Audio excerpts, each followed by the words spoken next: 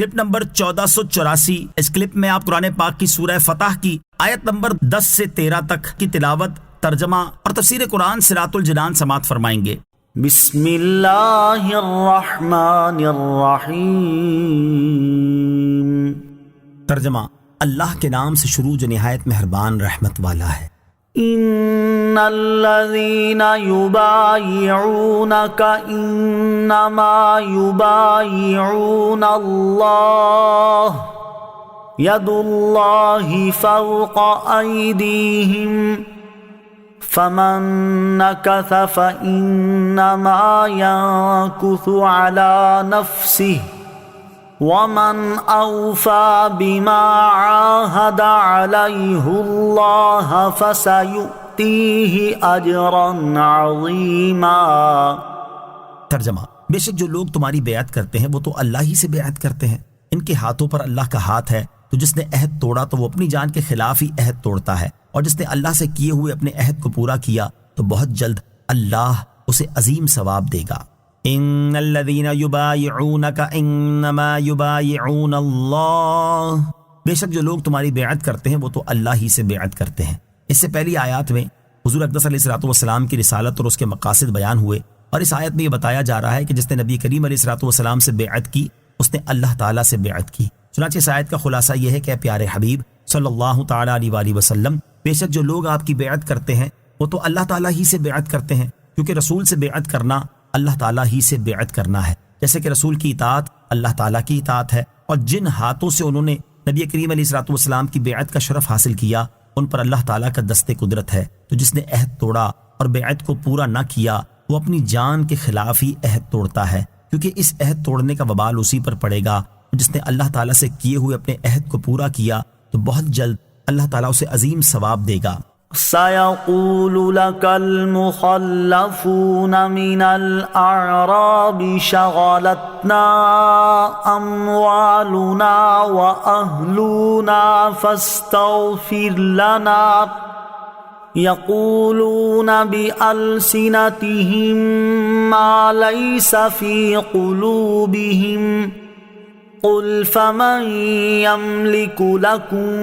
من الله شيئا إن أراد بكم ضرا أو أراد بكم نفعا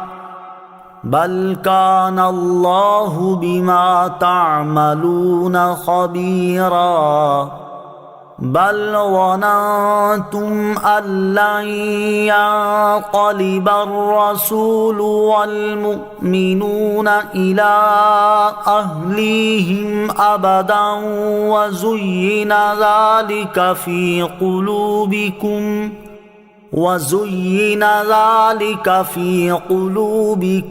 وظننتم ظن السوء وَكُنْتُمْ قَوْمًا بُورًا وَمَنْ لَمْ يُؤْمِنْ بِاللَّهِ وَرَسُولِهِ فَإِنَّا أَعْتَدْنَا لِلْكَافِرِينَ سَعِيرًا۔ ترجمہ، پیچھے رہ جانے والے دیہاتی اب تم سے کہیں گے کہ ہمیں ہمارے مال اور ہمارے گھر والوں نے مشغول رکھا، تو اب آپ ہمارے لیے مغفرت کی دعا کر دیں۔ وہ اپنی زبانوں سے وہ بات کہتے ہیں جو ان کے دلوں میں نہیں ہے۔ تم فرماؤ، اگر اللہ تمہیں نقصان پہنچانا چاہے یا وہ تمہاری بھلائی کا ارادہ فرمائے تو اللہ کے مقابلے میں کون تمہارے لیے کسی چیز کا اختیار رکھتا ہے؟ بلکہ اللہ تمہارے کاموں سے خبردار ہے۔ بلکہ تم تو یہ سمجھے ہوئے تھے کہ رسول اور مسلمان ہرگز کبھی اپنے گھر والوں کی طرف واپس نہ آئیں گے، اور یہ بات تمہارے دلوں میں بڑی خوبصورت بنا دی گئی تھی، اور تم نے یہ بہت برا گمان کیا تھا، اور تم ہلاک ہونے والے لوگ تھے۔ اور جو اللہ اور اس کے رسول پر ایمان نہ لائے تو بے شک ہم نے کافروں کے لیے بھڑکتی آگ تیار کر رکھی ہے۔ سَيَقُولُ لَكَ الْمُخَلَّفُونَ مِنَ الْأَعْرَابِ،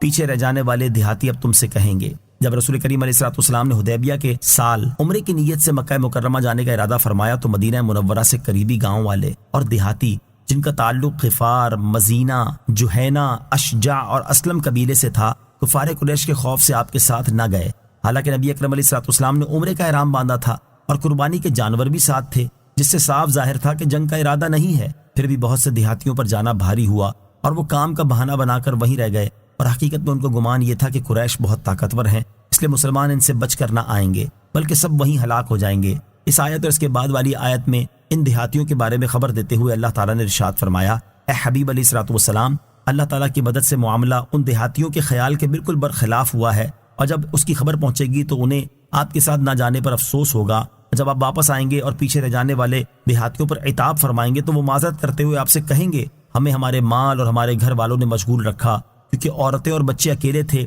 کوئی ان کی خبر گیری کرنے والا نہ تھا، اس لیے ہم آپ کے ساتھ جانے سے قاصر رہے۔ تو اب آپ ہمارے لیے مغفرت کی دعا کر دیں تاکہ اللہ تعالیٰ ہمارے اس قصور کو معاف کر دے جو ہم نے آپ کے ساتھ نہ جا کر کیا۔ اے حبیب علیہ الصلوۃ والسلام، یہ لوگ عذر پیش کرنے اور مغفرت طلب کرنے میں جھوٹے ہیں، کیونکہ وہ اپنی زبانوں سے ایسی بات کہتے ہیں جو ان کے دلوں میں نہیں ہے، اور انہیں اس بات کی کوئی پرواہ نہیں کہ آپ ان کے لیے مغفرت طلب کرتے ہیں یا نہیں۔ اور جب یہ لوگ آپ کے سامنے عذر پیش کریں تو ان سے فرما دیں، اگر اللہ تعالیٰ تمہیں نقصان پہنچانا چاہے یا وہ تمہاری بھلائی کا ارادہ فرمائے تو اللہ تعالیٰ کے مقابلے میں کون تمہارے لیے کسی چیز کا اختیار رکھتا ہے۔ اس سے مراد یہ ہے کہ اگر تمہارے مال و اولاد پر آفت آنے والی ہوتی تو تم یہاں رہ کر وہ آفت دور نہ کر دیتے، اور اگر نہ آنے والی ہوتی تو تمہارے جانے سے وہ ہلاک نہ ہو جاتے، پھر تم کیوں ایسی نعمت عظمیٰ یعنی بیعت رضوان سے محروم رہے؟ اور تم یہ نہ سمجھنا کہ مجھے تمہارے اس جھوٹ کی خبر نہیں، بلکہ یاد رکھو اللہ تعالیٰ تمہارے کاموں سے خبردار ہے، اور اس نے وحی کے ذریعے مجھے یہ بتا دیا ہے کہ تمہاری غیر حاضری کی وجہ وہ نہیں جو تم بیان کر رہے ہو، بلکہ اے منافقوں، اس کی اصل وجہ یہ ہے کہ تم تو یہ سمجھے ہوئے تھے کہ رسول کریم علیہ الصلوۃ والسلام اور مسلمان ہرگز کبھی اپنے گھر والوں کی طرف واپس نہ آئیں گے، اور دشمن ان سب کا وہیں خاتمہ کر دیں گے، اور شیطان کی طرف سے یہ بات تمہارے دلوں میں بڑی خوبصورت بنا دی گئی تھی، یہاں تک کہ تم نے اس پر یقین کر لیا اور یہ گمان کر لیا کہ کفر غالب آئے گا، اسلام مغلوب ہو جائے گا اور اللہ تعالیٰ کا وعدہ پورا نہ ہوگا، اور اس گمان کی وجہ سے تم ہلاک ہونے والے اور اللہ تعالیٰ کے عذاب کے مستحق لوگ تھے۔ آیت نمبر 12 سے معلوم ہوا کہ اس سفر میں حضور اقدس علیہ الصلوۃ والسلام کے ساتھ جانے والے 1400 حضرات سب کامل مومن ہیں کہ اللہ تعالیٰ نے انہیں مومنون فرمایا ہے۔ اب جو بدبخت ان میں سے کسی کے ایمان میں شک کرے وہ اس آیت کا منکر ہے۔ وَمَن لَّمْ يُؤْمِن بِاللَّهِ وَرَسُولِهِ، اور جو اللہ اور اس کے رسول پر ایمان نہ لائے۔ اس آیت میں یہ بتایا گیا ہے کہ جو اللہ تعالیٰ پر اور اس کے رسول علیہ الصلوۃ والسلام پر ایمان نہ لائے اور ان میں سے کسی ایک کا بھی منکر ہو وہ کافر ہے، اور اپنے کفر کی وجہ سے اس بھڑکتی آگ کا مستحق ہے جو اللہ تعالیٰ نے کافروں کے لیے تیار کر